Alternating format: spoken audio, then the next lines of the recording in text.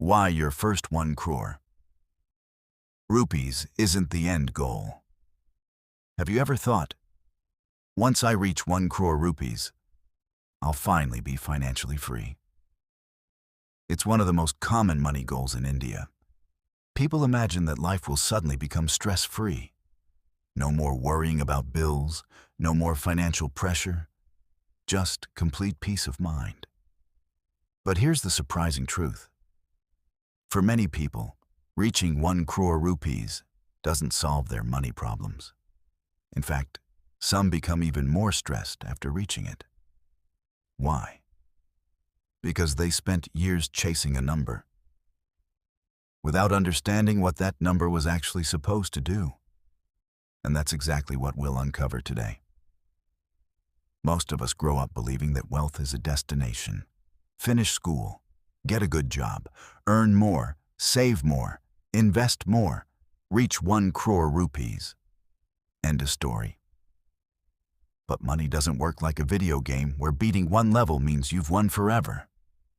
Because once you reach 1 crore rupees, life doesn't suddenly stop.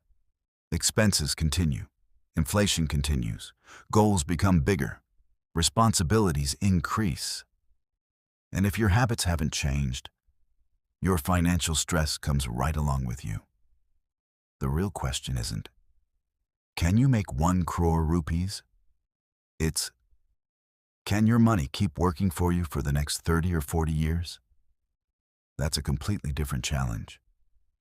Imagine two friends, Rahul and Aman. Both are 35 years old. Both somehow reach a net worth of 1 crore rupees. Rahul immediately upgrades everything: a bigger house, a luxury car, expensive vacations, premium lifestyle.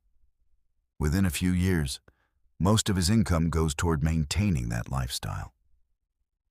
Now look at Aman. He also celebrates. But instead of changing his lifestyle dramatically, he focuses on buying assets that generate more income. He continues investing, keeps learning, lets compounding do its work. 5 years later, Rahul owns expensive things. Aman owns income-producing assets. Both had 1 crore rupees, but only one became truly wealthy. Here's something interesting about human psychology. Our brain adapts incredibly fast. That new phone you dreamed about, after a few weeks, it feels normal. The salary raise that made you excited, a few months later, it also feels normal. Psychologists call this hedonic adaptation. We quickly get used to better things, which means if your happiness depends only on reaching 1 crore rupees, your brain will soon move the goalpost. Now you'll want 2 crore rupees, then 5 crore rupees, then 10 crore rupees. The number keeps changing because happiness was never hiding inside the number. Now let's think differently. Imagine your wealth as a tree. Most people only look at the fruits, the money, the house, the car, the bank balance. But those are only the results. The real wealth is underground. Your habits, your investing discipline, your patience, your skills, your ability to delay gratification. These are the roots, and healthy roots keep producing fruits year after year. That's why losing money is much harder for some people than others.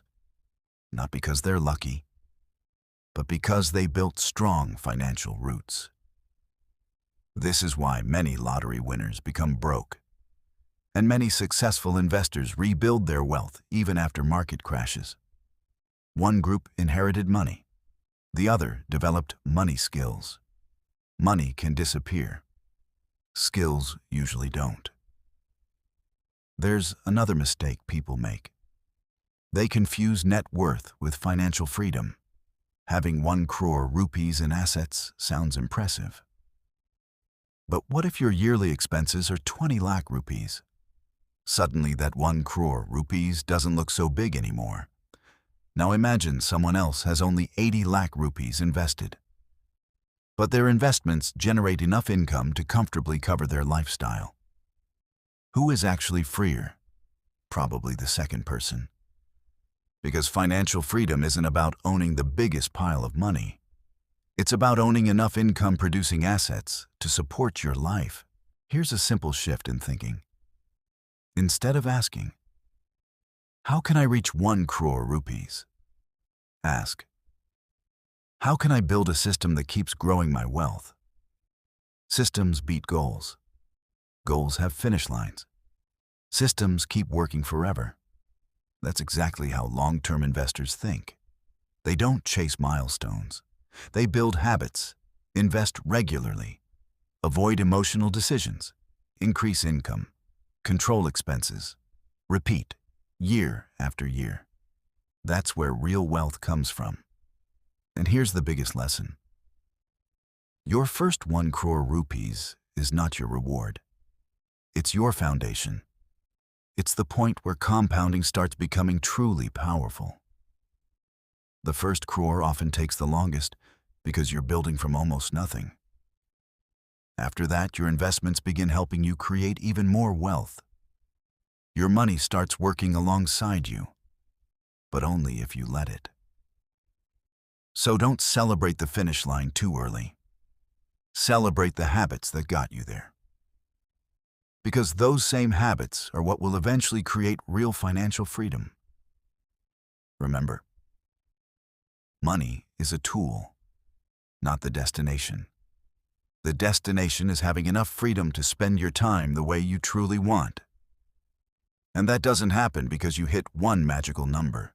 It happens because you build smart financial habits that keep working for decades. So if you're still chasing your first 1 crore rupees, keep going. It's an amazing milestone.